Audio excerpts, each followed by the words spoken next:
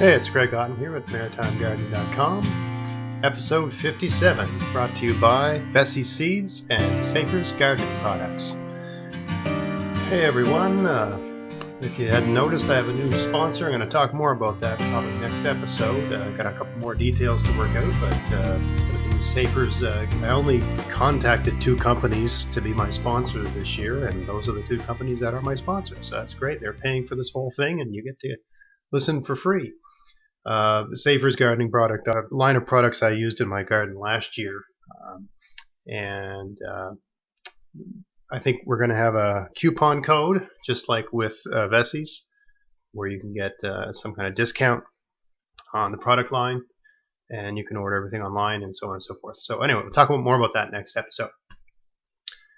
Today, I'm going to talk about the concept of the no-till garden, and a trap I think a lot of people fall into, a mental trap, around the idea that you can't till a no-till garden. And what I'm really speaking to specifically is the first year, a new gardener. You got a piece of land, there's no garden there, maybe it's just a lawn or something like that, and you want to make it into a gardening, and you've watched a couple documentaries, perhaps you've seen the Back to Eden garden film, or you've seen Roof Stout video on YouTube, or you've watched the content of other YouTubers, or you've listened to Bill Mollison or Jeff Lawton or whatever, or there's a broad range of different gurus that talk about this sort of topic, and you've got fixated in your mind that you can't till. You're not allowed. So I think the problem there is that we tend to get focused on the idea that there's one big truth or one big secret or one thing, one monolithic idea that's the idea that solves everything. And really, not everything works that way. Often there's a multiplicity of solutions. There's an adaptive process in many things we do in life, that there's never really one thing. I mean, I'm a parent. There's no one secret to raising children. It's you learn what works with one kid doesn't necessarily work with the other kid. Things that worked with you, that you feel were good approaches, work with you, don't work with your own kids. Things you like, they don't like, and so on and so forth. There's lots of gray areas, and there's lots of adaptation that's required on your part, and gardening's no different, and learning how to do permaculture, the whole Back to Eden, no-till, all that sort of, it's no different. So I'm talking about the first year here. If you have a piece of land and you cover it with, I don't know, let's say you cover it with a whole bunch of wood chips, or you got a piece of ground and you cover it with a whole bunch of hay.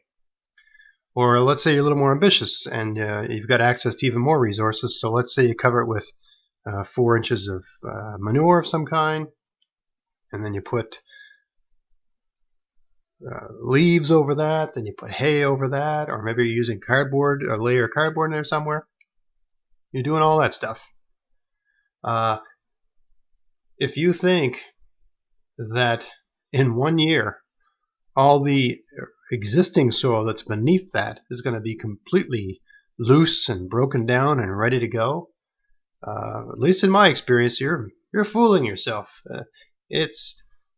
I think if you cover that soil, you put a really good mulch on that and leave it for a number of years, because you're creating an environment that different forms of soil life like, and they'll get moving around in there. They will loosen that soil up, but that will take a number of years, depending on your climate and the kind of existing soil you have to start with, and how many months of the year the microbial life and the different organisms in the soil are actually active. If you live somewhere cold and northern like where I live, nothing's really happening in the winter. I mean, I'm sure there's something happening if you want to get really strict about it, but there's no worms swimming around when it's minus 15 Celsius outside. Nothing's happening. It's just waiting, right? Everything's in a sort of dormant state, waiting for the sun to come back and for things to warm up. So it's going to take a long time for that soil to become loose and light and an ideal growing medium for a broad range of plants.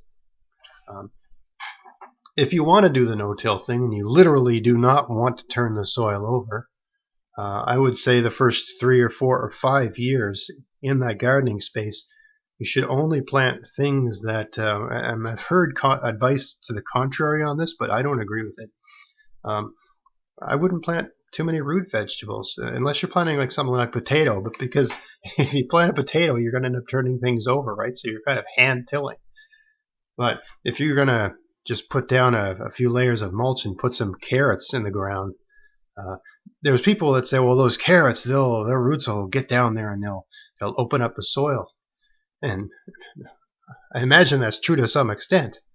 But at the end of that year, you're going to have these little crappy small carrots. You're not going to have nice, long, big carrots. You're going to have small, short, stubby carrots because the soil's hard. And it takes a long time for the soil to get loosened up just by microbial life. So I think we tend to get overzealous when we discover some new approach like this, and we start almost like the way people like to listen to a snake oil salesman. And I mean, a lot of these proponents and these gurus and stuff, they're not selling anything. They're not making any money off of this at all. Like they've discovered a fantastic approach to gardening, and they want everybody to know. But the way it gets presented is, oh, you got to do this and everything's going to be great. If you want nice, deep, loose soil, if you have nice, deep, loose soil and you cover it with a mulch and keep it covered with a mulch, it's going to stay that way. I've got garden beds like that. But if you have hard, compacted, hard clay soil and you cover it with a mulch, you come back next year, it's going to be hard. You might go from having less than an inch of loose soil to having about an inch or so of loose soil. And then the next year, maybe you'll have 2 inches of loose soil, right? But it's going to happen slowly and gradually like that. And I'll give you a perfect example of this sort of thing. Last year, and I've got plenty of footage of this on my YouTube channel. If you look at my Ruth Stout potato follow-up, my hugelkultur bed potato follow-up, because it's a perfect example because I'm growing the same kind of tomato or same kind of potatoes side by side in the same basic area, but under 2 sets of conditions. In one garden, I've used the Ruth Stout approach. I just put down manure, stuck his potatoes in it, and I put about a foot of hay over that and walked away. And that grew pretty good. And for the amount of time that took, it took about 6 minutes to build a 4x8 bed. And I got a half decent yield. But right next to that bed, I created a hugelkultur garden where I dug I created a wooden frame you don't have to do it this way, but I created a wooden frame with logs about 4x8. And then with a shovel, I took all the soil out and put it in buckets and wheelbarrows and stuff like that. And then I put a bunch of rotten wood in there. I put some seaweed in there. I put some leaves in there. I put some horse manure in there. And then I put all that original soil back on top. So in essence, I tilled the soil, right? All the initial soil that had been in the same place for decades or eons or whatever. I really don't know the history of the soil here, but it was pretty hard and had rocks and giant rocks in it and all kinds of different trees and all kinds of different things, right? It was like doing an archaeological dig. So that soil had been like that and compacted and hard and clay for a long, long, long time. And I just took it all out with a shovel and put it all back in. So in essence, it was tilled, right? It was moved around. The potatoes that came out of that garden were just fantastic, right? If you look at the video, each one of them is the size of a softball. It's the same kind of potatoes I'm growing in the adjacent Ruth Stout garden. They're consistently large. They just look amazing. The plants were fantastic. And both gardens didn't require any watering or any maintenance or anything like that. But the results of the 2 different gardens were night and day. And it's because I would say that the soil that the hugelkultur bed, it was just looser, right? I had loosened it all up and worked stuff into it and so on. Now, at the end of, but that's all I'm going to do. Sure, that was year one, right? I went from no garden to a garden. I loosened all that soil up. I don't have to loosen it again, right? That soil is going to be perpetually covered in a mulch for the rest of my time here in this location, and it's going to remain loose for that time, because as long as you keep the soil covered, you keep a good mulch on your soil, it will continue to be loose. That's just the way this sort of thing works. You're keeping all the organisms in the soil happy. They're going to keep moving around and doing their thing in there, and they're going to keep your soil loose for you. Also, by not tilling all the different plants that you grew in there, you're leaving the roots of those plants in there, and the roots will rot and break down. And so where those roots were, you think of a root. Imagine you've got a root, all the fingers of roots going down into the soil, and then that plant dies. What do you think happens to those roots? Those roots become vertical tunnels down into your soil, right? The roots are going to rot. Different microbes and stuff like that are just going to eat that rotting plant material, and where the root was now becomes a hole, and different things will use that to travel, and some of it will fall in, some of it won't, but that root becomes like like those things that I don't know what the hell they're called, those aeration machines that they use for lawns, those things that take the plugs out. The root becomes that sort of thing, because the root turns into nothing and leaves all these little micro holes and caverns and caves and stuff like that, if you can think about it like that, in your soil. So what did I do with that garden where I had the potatoes? So when I harvested the potatoes out of it, and in the fall, in one of them anyway, I put garlic in that garden. I planted a garlic every 8 inches in the entire garden, and covered it with about a foot high of spoiled hay, and walked away. Actually, no, that one I might have put seaweed on top of it. And the adjacent hugelkultur bed, I did the same thing. I didn't plant any garlic in it, but I put I put hay on it. So the adjacent hugelkultur bed where I had potatoes, I took all the potatoes out. I didn't have to dig too much because they just came out because the soil was so nice and loose. And I just covered the whole thing with about a foot high of spoiled hay, and just left it to take care of itself over the course of the winter. If things ever thaw out this spring, I think we're about a week away from spring. I'll be planting something in there, quite soon. I haven't decided what I'm going to plant there yet. I did a garden plan, but I can't recall off the top of my head what I said I'd plant there. But that garden's just ready to have stuff planted in. I'm not going to till that. I'm not going to do anything to it this year. I'm either going to put seeds in there, or if I've got some sort of transplant, I'll just plug them in. That's all you got to do. So that's the point I wanted to get across today. It's okay.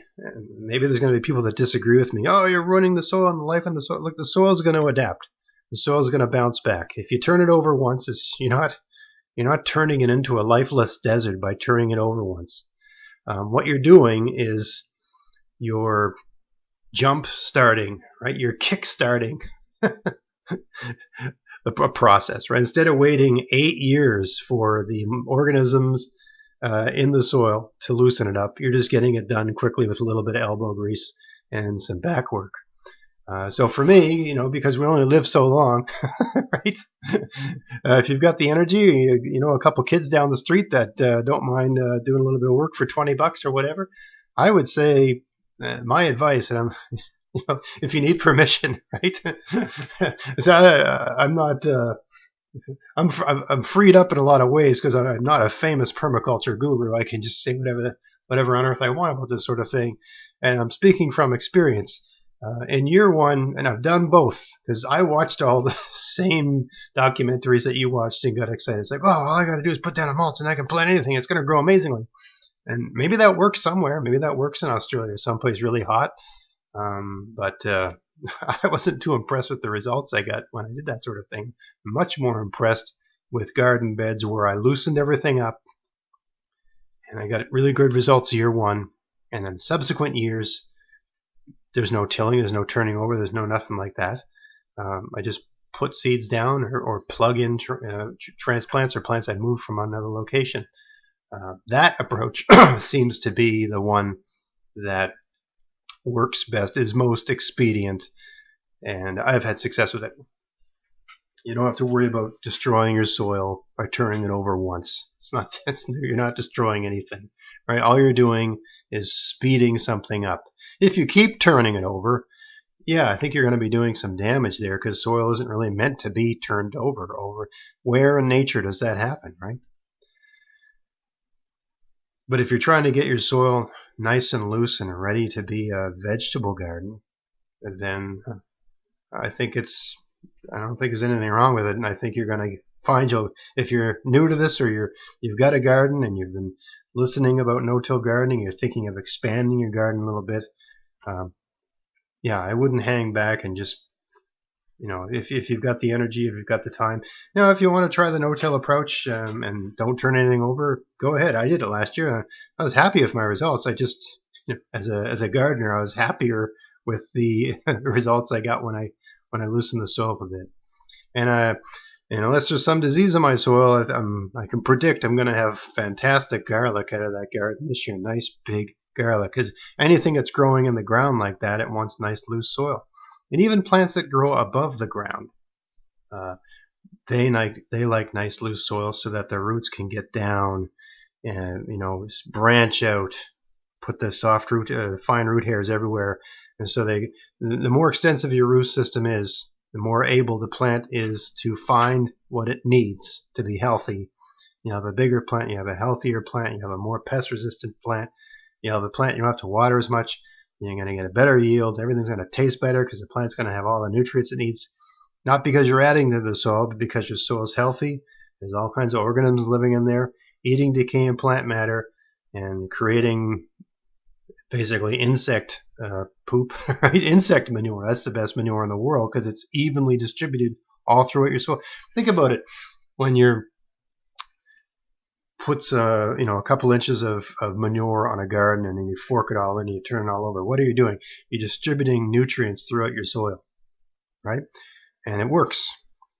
But if you've got nice loose soil that's full of microorganisms and you've got a layer of mulch on top, there's different organisms at different levels of the soil doing different things. All of those organisms are feeding on something, and if something goes in the front, something comes out the back. And all of that stuff is being distributed throughout your soil by those organisms without any work from you, right? All you're doing is adding a mulch on top every year, which is the easiest thing you could possibly do. When you look at the range of tasks in a garden, it's easier than weeding, it's easier than perpetual watering. You do it once and the garden takes care of itself, fertilizes itself, everything takes care of itself. So that's what I would recommend. You're breaking new ground, go ahead and break it. Right? Get in there, turn it over, loosen up. If you want to use something, I've also found that this is a kind of a neat observation. If you do have access to, I'm always talking about horse manure because it's the cheapest manure you can get, and you can often get it for free. People always talk about how weedy horse manure is. It's full of weeds, which is true. It is full of weeds. And if you put it on top of your garden, unless you've got some sort of paper or cardboard over it, you're going to get weeds. But I would say the vast majority of the kinds of things that grow in fields, different grasses, clovers, and things like that, the seeds of those plants have to be near the surface to germinate. Okay? They need a certain amount of warmth, they need a certain amount of heat to germinate, so they have to be near the surface where the heat is, right? The deeper you go in the soil, it gets colder and colder and colder. A lot of seeds need a certain temperature, right? Like a summer temperature, maybe some of them need 5 degrees Celsius, some of them need 10, some of them need 15. So if you're turning your soil over, if you're using an approach like that hugelkultur thing, it actually can work. Here's a really simple way to do it. Wherever your garden's going to go, you remove all that soil and just put it in buckets or put it on top of a tarp or something like that, and then you've got a hole. Fill that hole with about 4 or 5 inches of horse manure, and then put all that soil back on top. So let's say you've got 6 inches of topsoil. You put that on top, so it's 6 inches deep. I have observed that the weed seeds that are in the horse manure cannot get through that much soil. They're just not. You think about all the things that live in a field. Fields don't have in nature naturally 6 inches of soil just appearing on top of everything, right? It just doesn't happen. If you put 6 inches of soil on top of the soil on a field, there's already an established root system. Certain plants will be able to find their way through that. But I'm talking about seeds, right? The kinds of seeds that are on the tops of the plants where they flowered. The seeds that fall, or the seeds that are attached to the hay in a field, and those are all the seeds that are in the horse, and those are all the seeds that come out of the horse, right? Or the cow, or the sheep, or the whatever we're talking about here, right? Those are field seeds. If those seeds are 6 inches deep underground, they're not going to germinate. Or even if they do germinate, they're not the kind of seed that can punch through that much soil. They just can't do it. They might grow a tiny bit and they exhaust the energy that's in the seed and they can't find their way through. So what are you left with? Right? You've got this beautiful, loose, loamy soil, which is the soil you dug up. Underneath that soil is 2 or 3 or 4 seasons worth of food and nutrients for all the worms and everything. You're going to get a huge boost in the life in the soil because of all of that food matter you placed underneath the soil. And you're going to be mulching that, perpetually adding mulches, never leaving that soil bare. So in that sense, you're adding another food source for the life in the soil on top. So going forward, that's going to be a seriously productive garden. And that's a way to use horse manure without having to weed, that charges up your soil, that doesn't cost anything if you can source it for free. In a lot of places, they might, it'll cost money if they have to deliver it to you, or if you go there and the farmer's got to get in his tractor and use his tractor to load it in a truck or something like that. But if some places will just let you show up with a car and a couple buckets, and as long as you got your own shovel, they don't care. Just take whatever you can get, right? There's places like that. I can find there's probably 3 places within 30 minutes of where I live that will allow you to do that I can think of off the top of my head. So, and those are just places I found on Kijiji. I don't know where your listener, where you are in the world, but we've got this thing called Kijiji. Just go online, and people that have stuff they want to sell or whatever, they advertise it on there, and a lot of times on Kijiji. I think another version of that's Craigslist, I think. They'll just say horse manure free, come take it, because they get so much they got to get rid of it, right? A lot of these stables, they've got a place where it goes, and that place where the horse manure goes is only so large, and it starts getting filled up, and they got to get rid of the stuff. So just another little tip or trick, because we're getting into that time of year. I recommend doing all this sort of work in the fall, because in the spring you can just do the fun stuff. But if you haven't, and lots of people don't, and even I, the Maritime Gardener, there's a couple things I didn't get to last fall, and on top of that, as always, I'd like to expand my garden a little bit this year. I've got some ideas, and I'm going to be doing that very thing. That simple approach. It's hugelkultur-like, except you're not putting wood underneath, you're just putting manure underneath. But it's so quick and it's so fast. You might even call it a poor man's hugelkultur. Anyway, I'm going to do some videos on that, assuming I can find the time to set those gardens up. But I got a space in my yard where I want to do this. I prefer to do like a trellised garden where I'm going to grow potatoes, I think. So stay tuned for that. Anyway, that's today's topic. It's okay to till in year 1. It's not a big deal. The soil will come back, and you're going to jumpstart the whole process. You're going to get quicker results, but don't till it after that. Right? Tilling isn't, over the long run, tilling is not good for your soil. It's not meant to be turned over like that. All the living things in the soil don't like being tossed up and exposed to the air, and a lot of the nitrogen gets lost from the soil. And over the long run, it's not a good practice. But certainly in year 1, if you've got hard compacted soil, it's going to be loosened up a lot quicker if you just turn it over. Anyway, so I think that just about wraps it up for this week. I hope that was useful. I hope you got a couple interesting ideas or tips there. Please let me know what you think of that in the comments. I really appreciate the comments. I appreciate the input. A lot of my, when I'm reading comments on YouTube and for this podcast, whenever I have an idea for a show, I've got this huge notepad file on my computer where I write down ideas for shows if I don't come up with one. Oftentimes, the week I'm recording, I'll take walks and I'll open my yard and I'll try to think of something. If something, whatever I'm looking at, I'll come up with an idea for content. But if I can't come up with anything, and today is a perfect example, I'll just look at my list and see what catches my eye. So today I said, well, I got to record tonight. This is the night I have for recording. And I saw this thing saying, I think what I wrote down was it's okay to run. It's okay to till in stage 1, I think is what I wrote down. But I think year 1's a better term. And year 1 is stage 1. And that came from a question that someone asked me. Is it ever okay to till? Like, is it wrong to till? All these people are saying you shouldn't do it. I'm like, oh, hell yeah. Year 1, go for it. Turn it over, loosen it up, right? You're just speeding things up, but then stop. All right, I think that's all I got to say. So thanks for listening, everybody. And until next time, get out there, get at it. Have fun in your garden.